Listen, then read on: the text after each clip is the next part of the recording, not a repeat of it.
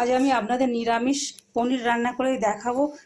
তার জন্য কি কি উপকরণ লাগবে সেগুলো আপনাদের আমি স্টেপ বাই স্টেপ জানিয়ে দিচ্ছি। দেখুন আপনারা, এখানে আমি 150 গ্রাম পনির নিয়ে নিয়েছি। এখানে আমি ক্যাপসিকাম নিয়েছি, বড় একটা ক্যাপসিকাম নিয়ে নিয়েছি। এখানে টমেটো কুচি নিয়ে নিয়েছি। এখানে পোস্ত আর কাজু বাদাম বাটা নিয়ে নিয়েছি। এখানে লবণ, হলুদের গুঁড়ো, লঙ্কার গুঁড়ো আর সামান্য একটু চিনি নিয়ে নিয়েছি টেস্টের জন্য। এখানে আমি কড়া বসিয়ে দিয়েছি, কড়াতে আমি তেল দিয়ে দিয়েছি। দেখুন, এবার পনিরটাকে আমি তেলের মধ্যে দিয়ে ভেজে নেব।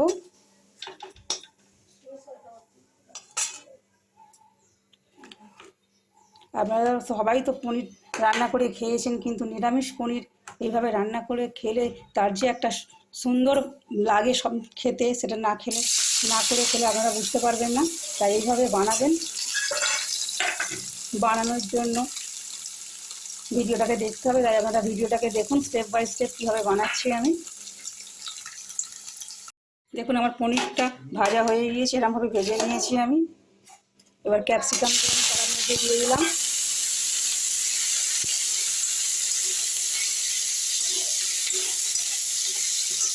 এবার আমি টমেটো কুচিগুলো দিয়ে দেবো।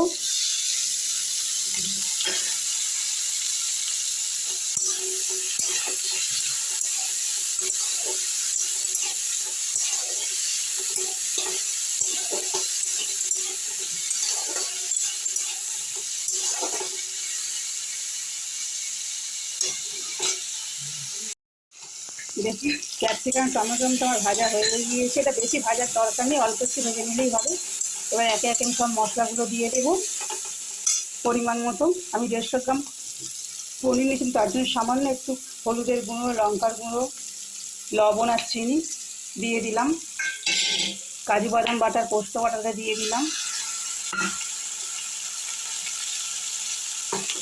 সামান্য একটু জল দেবো, জল দিয়ে নেড়ে নেবো এইভাবে।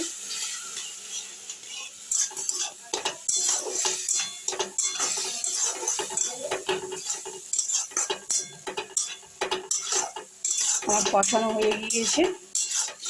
এবার একটু আমি জল দিয়ে দেব।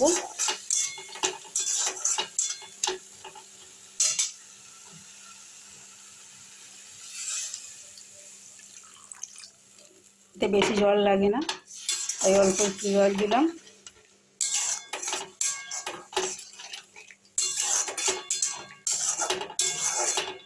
ফুটে উঠলে আমি পনিরটাকে দিয়ে দেব। আমার তরকারিটা ফুটে গিয়েছে, এবার আমি পনিরগুলো এর মধ্যে দিয়ে দেব।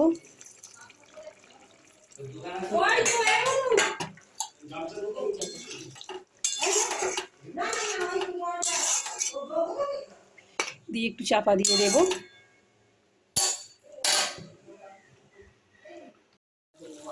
দেখুন, পনির রান্নাটা আমার রেডি হয়ে গিয়েছে। এরকম হালকা একটু গ্রেভি রাখবেন, তবে খেতে ভালো লাগবে। দেখতে দেখুন কত সুন্দর লাগছে। এইভাবে আপনারা বানিয়ে খাবেন, আশা করছি আপনাদের ভালো লাগবে। এটা ভাত, গরম ভাত, রুটি, লুচি, পরোটা সবের সঙ্গেই ভালো লাগে। যদি ভালো লাগে কারণ আমার চ্যানেলটিকে অবশ্যই সাবস্ক্রাইব করবেন এবং লাইক কমেন্ট করতে অবশ্যই ভুলবেন না। নতুন নতুন রেসিপি পেতে আমার চ্যানেলটিকে অবশ্যই সাবস্ক্রাইব করবেন। রান্নাটা এখানেই শেষ করলাম।